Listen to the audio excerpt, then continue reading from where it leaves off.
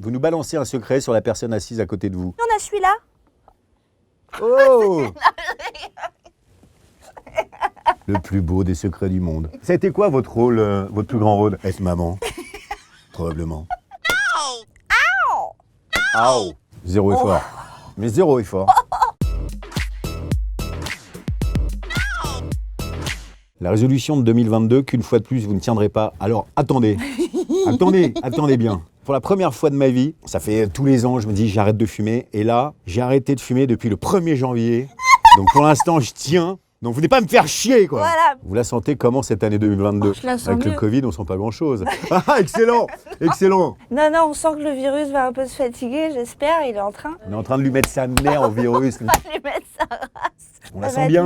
On la sent bien. Bah Franchement, là, on peut ça que la va. sentir bien, Un je peu sais pas. d'optimisme et de joie de vivre et de... Allez, Mais oui. Comment s'est passée la rencontre entre Sarah Giraudot et Gilles Lelouch? Un bonheur. Une alchimie directe. une évidence. Une évidence. En 20 secondes, vous nous pitchez Adieu, monsieur Hoffman. Un couple... Ah bah non, putain, l'enfer. Non, Cette atrocité. Comment? Alors, c'est pendant la Seconde Guerre mondiale. Bon. Comment mettre le cerveau en encéphalogramme plat? C'est foutu. Aviez-vous vu la pièce de théâtre Adieu Monsieur Hoffman de Jean-Philippe Daguerre? Avec beaucoup de honte, non, je ne l'avais pas vu. Et en même temps, j'ai été heureuse de ne pas l'avoir vu avant de tourner le film parce que je trouvais ça bien de ne pas avoir d'exemple d'original pour ni être déçu, ni attendre autre chose que ce que j'avais entre les mains. Meilleure réponse, on dirait Pécresse. On dirait Valérie Pécresse.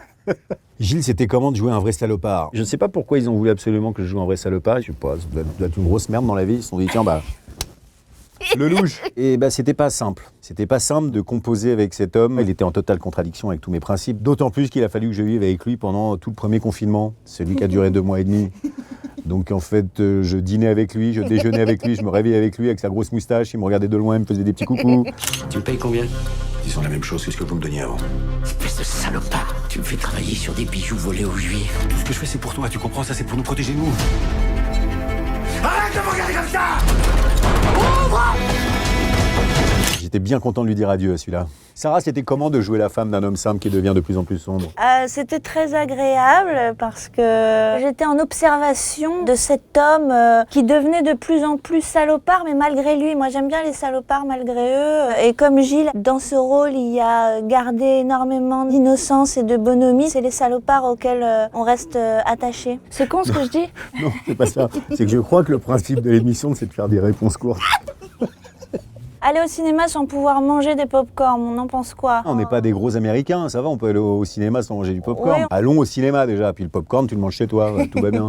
Plus de 90 longs métrages, 24 pièces de théâtre, un album, c'était comment de partager l'affiche avec Daniel Auteuil? Quand j'étais au cours Florent, c'est quand même déjà maintenant pas mal de temps, il y avait 2 acteurs en France vraiment dont je rêvais de partager l'affiche. C'était Gérard Depardieu et Daniel Auteuil. Et Daniel Auteuil, j'étais très traqueur à l'idée de me retrouver à jouer avec lui. Et c'est l'homme le plus sympa, généreux, humble du monde. Le premier jour de tournage, quand on a beaucoup de trac avec quelqu'un, on sort un peu de soi pour essayer d'être à la hauteur de quelque chose. Et la nature de Daniel est tellement géniale qu'en fait, nous sommes naturellement re-rentrés en nous-mêmes. Une sorte de Bernard Lermite finalement. Un petit peu. C'est l'image qui m'est venue. Qu'est-ce qui vous dépasse en ce début d'année? Beaucoup de choses. Tellement de choses, si on rentre dans le détail, mon Dieu. Wow.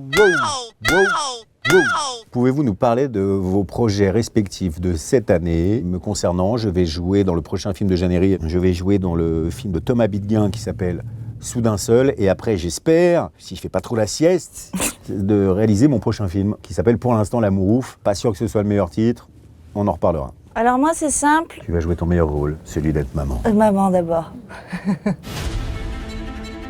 Hey.